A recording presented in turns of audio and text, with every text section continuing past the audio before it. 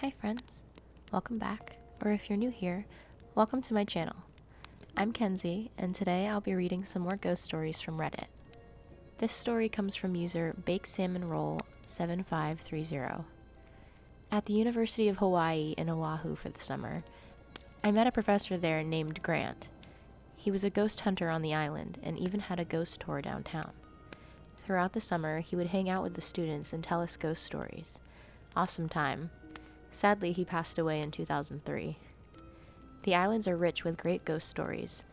One of the stories Grant told us about were calling ghosts. These spirits would call out for help, and you would look for them, eventually meeting your doom by falling off a cliff or into the ocean. One night after hearing the story of calling ghosts, a buddy, Andrew, and I were dropping off one of our friends at her dorm around 1 or 2 in the morning. The dorms in that area were 2 stories, if I remember correctly, and all connected on either side of a long, good-sized walkway.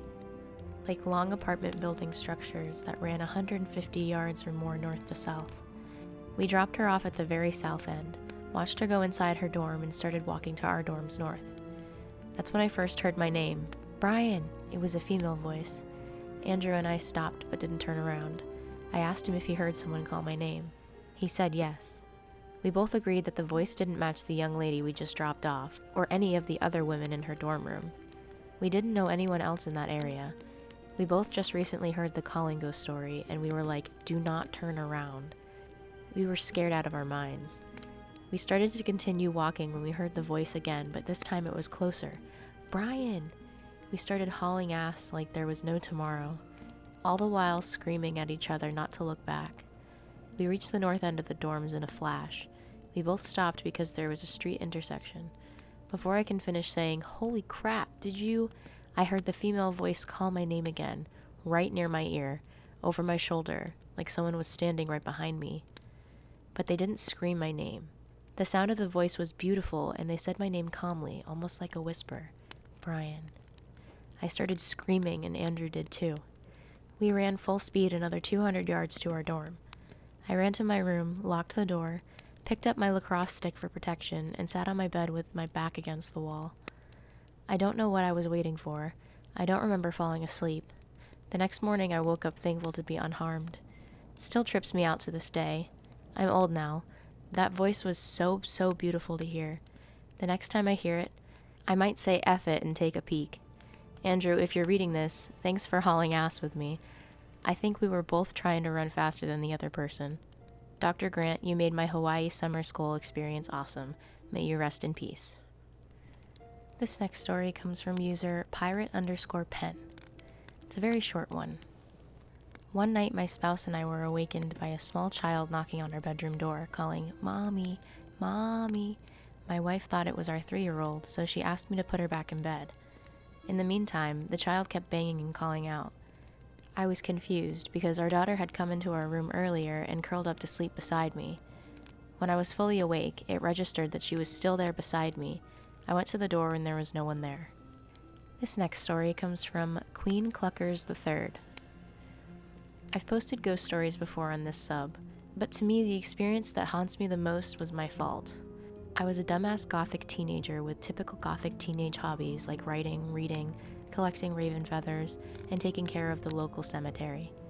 Now the scariest thing in my hometown graveyard is the zombie-like drug addicts that would use the place as a great quiet place to shoot up. When I was 18, I was forced to move out. After couch surfing for 2 weeks, my grandpa opened his spare room for me in a neighboring town. This place's cemetery wasn't as old, but was a lot bigger with a full-time caretaker. I worked my butt off that summer for a little burger joint on Main Street with my best friends Michelle and Rodney.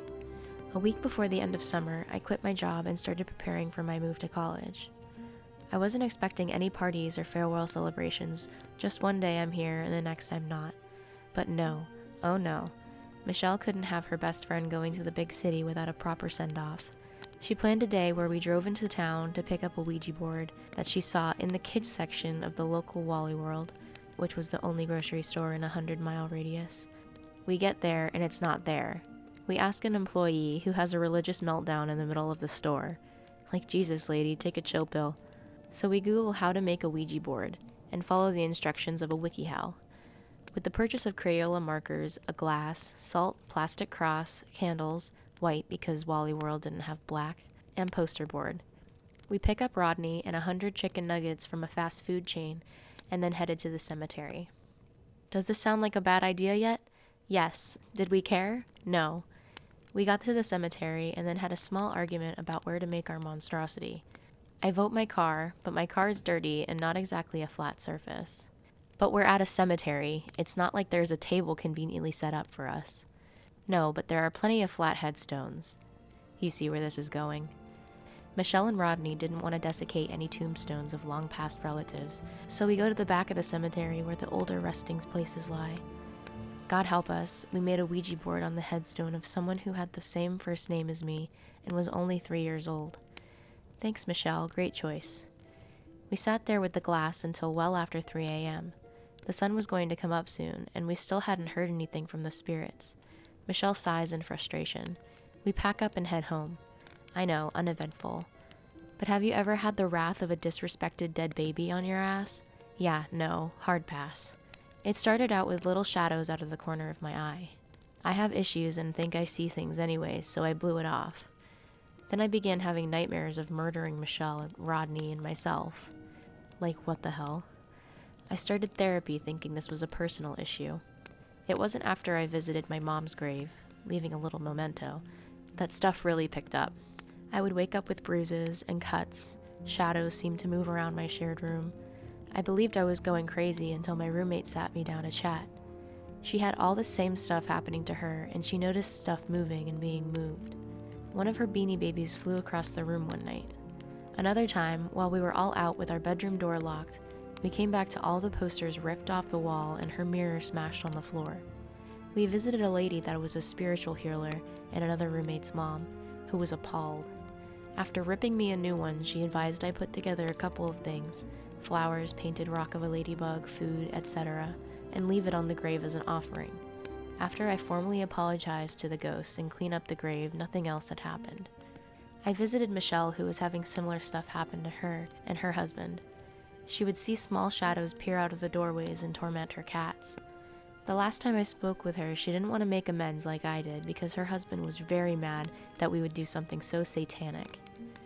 Nothing happened to Rodney. I mean, literally nothing. He thinks it's because he didn't actively participate like we did. But yeah, that was probably one of the worst 3 months I have had the displeasure of experiencing. I wish I could point out one thing, but between seeing little shadows peeking behind the doors, seeing a large shadow watching me sleep, it all goes into a large nope pile. This next story comes from Melon Drink. Back when I was in high school, where face-to-face classes were still a thing, we were currently having our periodical exams, and we all had half a day schedule for 3 days. I was so happy that our tests were scheduled in the mornings, because that means I can go home in the afternoon and use that extra time for myself, either studying or sleeping. I think it was the second day of exams when this happened. Tests were basically over, I went home, and since my parents were both at work and my siblings were also at school at the time, I was basically home alone. I was feeling pretty much sleepy at that time, so I decided to take a nap in my mother's room. When I woke up and opened my eyes, I can't move any part of my body. I know that's basically sleep paralysis, but since it was my first time experiencing it, I still didn't know what was happening to me, and I was freaking the heck out. I didn't know what to do. I tried to scream, but no words came out of my mouth. I tried to move, but nothing happened. I just stayed still in my place. What makes this super weird is that I noticed someone at the end of my bed.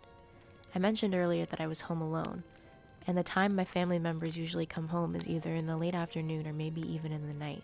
But I pretty much saw someone that looked really similar to my father at the end of the bed.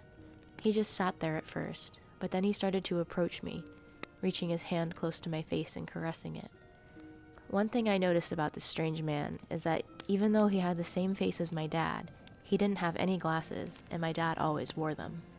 I then woke up after he caressed my face and he was gone, and I could move again. I told my mom about this a few days after it happened, and she was pretty much freaked out about it at first, and told me that it could be my father's dead brother. We had one photo of him in our altar, and after a good look, he pretty much looked just like my dad, minus the glasses. I was sure that it was him who visited me in my sleep. But despite of calling this a ghost story and getting scared by it, I actually find it emotional and comforting to me. He was actually my godfather, but I never even got the chance to meet him getting older because he was already becoming very ill when I was very little. It's nice to think that he visited me so that I could meet him for the first and last time. And that's all the stories I have for today. If you liked this video, feel free to leave a like and subscribe so you know when I post next. Put your paranormal stories in the comments and I'll possibly read them in a video. I'll see you guys next time. Bye!